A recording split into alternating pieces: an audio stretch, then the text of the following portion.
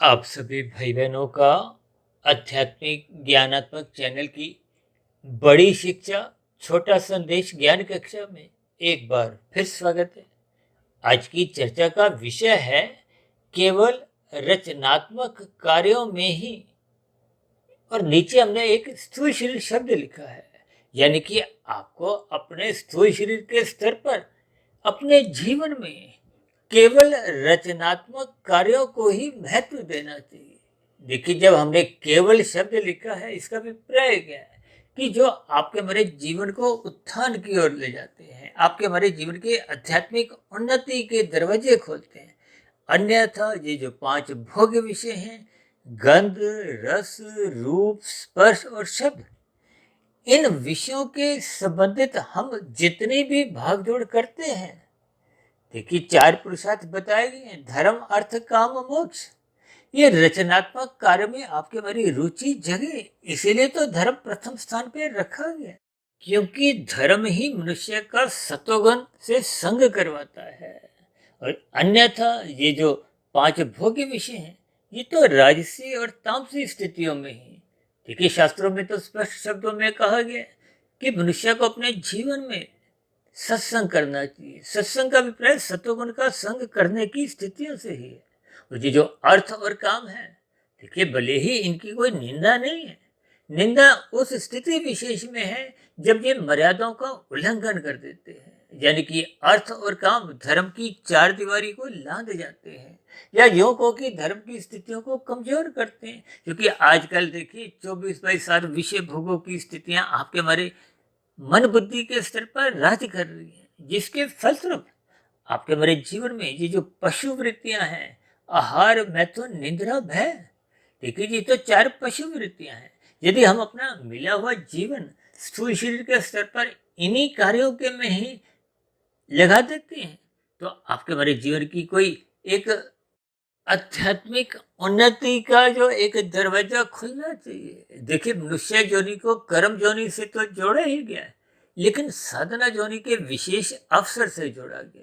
और जब मनुष्य कोई अवसर का लाभ नहीं उठाता, जैसे कोई खिलाड़ी खेल में खेलते समय अगर अवसर का लाभ नहीं उठाता, तो अक्सर ऐसे खिलाड़ी मैच हार जाते हैं। ठीक इसी तरह आपको हमें मनुष्य जोनि का एक अवसर मिला है, इस अवसर का आपको हमें लाभ उठाना है। यानी सर्वप्रथम आपका हमारे दिनचर्या धार्मिक होनी चाहिए। देखिए, जब तक धार्मिक स्थिति मजबूत नहीं होती, धार्मिक स्थिति का अभिप्राय ही सात्विक स्थिति से है। देखिए, परमात्मा तो विशुद्ध सत्वगुणी सत्ता है। विशुद्ध सत्वगुणी सत्ता से जुड़ने के लिए सर्वप्रथम आपको सात्विक बनना होता है। सात्विक बनने के लिए आपको हमें रचनात्मक कार्यों को ही अपने जीवन में एक विशेष स्थान देना होता है। सुबह ब्रह्म मुहूर्त में उठना होता है, शास्त्रों का स्वाध्याय करना होता है, गुरु के प्रवचनों को समय समय पर सुनना होता है। ये सभी स्थितियां जब आप और हम ब्रह्म मुहूर्त में उठकर करने लगते हैं, तो आपके हमारे जीवन में ये जो दिन में रजोगुण की स्थितियां होती हैं, तो फिर हम उन राशि स्थितियों में 5 विषय भोगों की गलियों में जो आपको हमें आकर्षित करती है। क्योंकि जो मनुष्य दिन में इन 5 विषय भोगों की गलियों में फिसलने लगता है, क्योंकि जब विषय भोगों की स्थितियां 24/7 आपके हमारे मन बुद्धि के स्तर पर राज करती हैं, तो यही आपको हमें दिन में देखिए रजोगुण के स्तर पर भगाती हैं, दौड़ धूप करवाती हैं। 2 के 4 बनाओ, 4 के 40, फिर 4,000, 4,00,000, 4 करोड़। इन सभी स्थितियों में मनुष्य रुकता नहीं है, यानी कि उसके जीवन में जो रचनात्मक कार्य करने के लिए उसको मनुष्य जोनि का एक अवसर मिले, उन स्थितियों को वो अपने जीवन में आरंभ ही नहीं कर पाता। इसलिए तो शास्त्र बार बार कहते हैं, देखिए ये जो अर्थ और काम, ये तो बंधनदायक स्थिति है। अर्थ का अभिप्राय धन कमाने से है। अब मनुष्य धन कितना भी कमा ले, उसका कोई अंत नहीं है। अक्सर हम अपनी चर्चाओं में बार बार कहते रहते हैं, मनुष्य ने खाने तो 100 रुपए और 1000 रुपए उसने धर्मानुसार कमा भी लिए, तो भी ऐसी स्थिति में स्थूल शरीर के मरने पे, यानी कि मृत्यु के साथ ही वो 900 रुपए तो बेकार चले जाते हैं। तो फिर ऐसी स्थितियों में यदि मनुष्य हजारों से आगे बढ़ता हुआ, देखिए लाभ तक स्थितियां एक मर्यादित रहती हैं। लाभ के लिए तो शास्त्र बार बार कहते हैं पुरुषार्थ करो, देखिए, लाभ के लिए तो आपको हमें पुरुषार्थ करना होता है। स्वयं की आवश्यकताओं की पूर्ति हो, परिवार का एक लालन पालन हो, समाज में रहते हुए आपके बारे कुछ जिम्मेदारियां होती हैं, दूसरे मनुष्यों के प्रति, प्रकृति के अन्य जीवों के प्रति, धर्म के प्रति। देखिए, ये सभी स्थितियां जब आपको हमें एक सात्विक भाव से करनी होती है, तो इसके लिए भी धन चाहिए। यानी कि धन कमाने की कहीं कोई निंदा नहीं है, विरोध नहीं है। लेकिन जब धन ही धन आपके हमारे मन मस्तिष्क पर राज करता है, तो फिर मनुष्य लाभ से लोभ की स्थितियों में आता है। ये लोभ एक राशि स्थिति है। अब लोभ को देखिए सतोगुण की लगाम से, ये सतोगुण की लगाम का अभिप्राय धर्म से है, एक मर्यादा से है। जब ये मर्यादा तक आपकी हमारी भागदौड़ रहती है, तब तो पतन नहीं होता। लेकिन जब आप एक संख्या बढ़ाने के लिए, यानी कि मन बुद्धि के सिर पर अधिक से अधिक और कमाओ, इकट्ठा करो, यहाँ निवेश करो, वहां निवेश करो, यानी कि विभिन्न स्थितियों में आपका हमारा जोड़ने की स्थितियां, संग्रह करने की स्थितियां, धन को एकत्रित करने की स्थितियां मन बुद्धि के सिर पर बनने लगती हैं, तो ये संग्रह वृत्ति ही मनुष्य को तमोगुण में गिराती है। तो तमोगुण में गिरते सर्वप्रथम मनुष्य कानून का उल्लंघन करता है। कानून का उल्लंघन करते समय भले ही वो बचने का प्रयास अपना बनाए रखता है और अक्सर बच भी जाता है, लेकिन परमात्मा के यहाँ जब आप और हम देखिए संग्रह वृत्ति करते करते, अनीतिगत कार्य करते करते, झूठ, छल, कपट, ठगी, हेरा फेरी, इन स्थितियों में संलग्न होते हैं, तो आपका पर पाप कर्मों का कर्माशय बहुत तेजी से बढ़ता है। भागवत पुराण में तो देखिए विशेष स्तर पर समझाया गया है, धूत, कीड़ा, मद्यपान, स्त्री संग, हिंसा और अनीतिगत कार्यों से कमाया गया धन, इन सभी स्थितियों का त्याग करने के लिए भागवत पुराण में विशेष स्तर पर समझाया गया। और मनुष्य आज इन पांचों स्थानों का संग करते हुए कोई लज्जा महसूस नहीं करता, जिसके फलस्वरूप उसका पाप कर्मों का क्रमशः तेजी से बढ़ता जाता है, संस्कार बिगड़ते जाते हैं। यानी कि जिन रचनात्मक कार्यों को उसने जीवन में करना था, उन कार्यों को वो आरंभ ही नहीं कर पाता, जिसके फलस्वरूप आध्यात्मिक यात्रा, देखिए मनुष्य जोनि पाकर जब आप और हम परोपकार के कार्य करते हैं, तो ये एक सात्विक स्थिति है।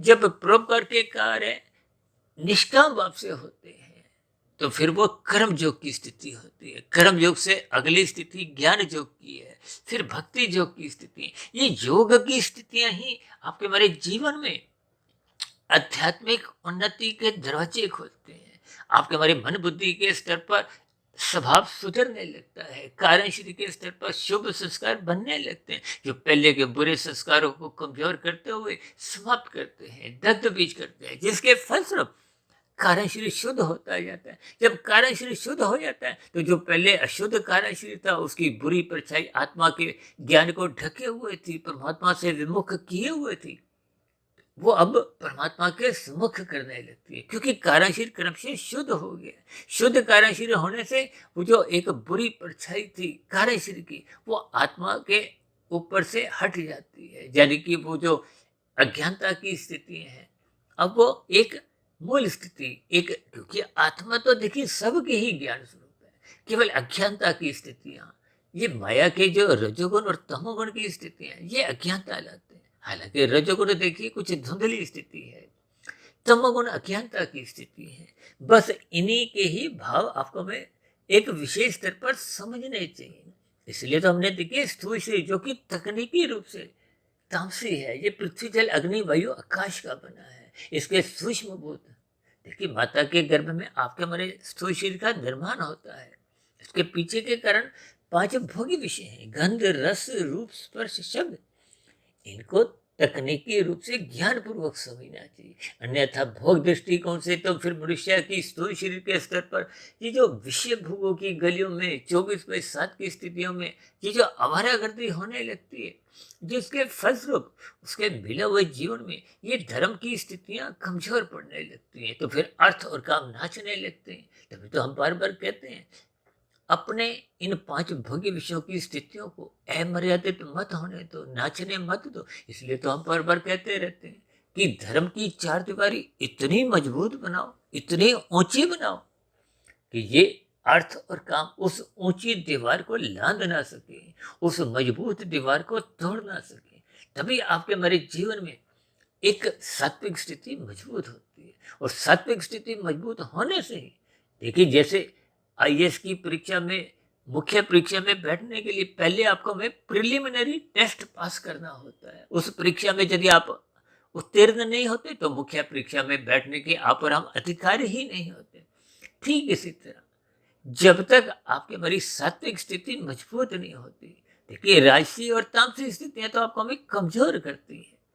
सात्विक स्थिति, सत्संग की स्थिति, गुरु के प्रवचनों को जब आप और हम आदर पूर्वक सुनते हैं, शास्त्रों का स्वाध्याय एक एकाग्रचित होकर पढ़ते हैं, ब्रह्म मुहूर्त में उठने की निरंतर स्थितियां मजबूत करते हैं, तो ये सभी स्थितियां आपका हमारा सात्विक स्थिति मजबूत करती है, जिसके फलस्वरूप आपके हमारे सकाम कर्म होते ही नहीं है, निष्काम भाव से कर्म होते हैं। जो पहले परोपकार के कार्य भी निष्काम भाव से आप और हम कर रहे थे, जो कि शास्त्रों में अच्छे माने जाते हैं, तो फिर ऐसी स्थितियों में मनुष्य की आध्यात्मिक यात्रा आरंभ हो जाती है। कर्म योग की स्थितियां बनने लगती हैं, फिर ज्ञान योग, भक्ति योग की स्थितियां बनते हुए आपका हमारा जीवन सफल होता जाता है, सार्थक दिशा की ओर जाने लगता है।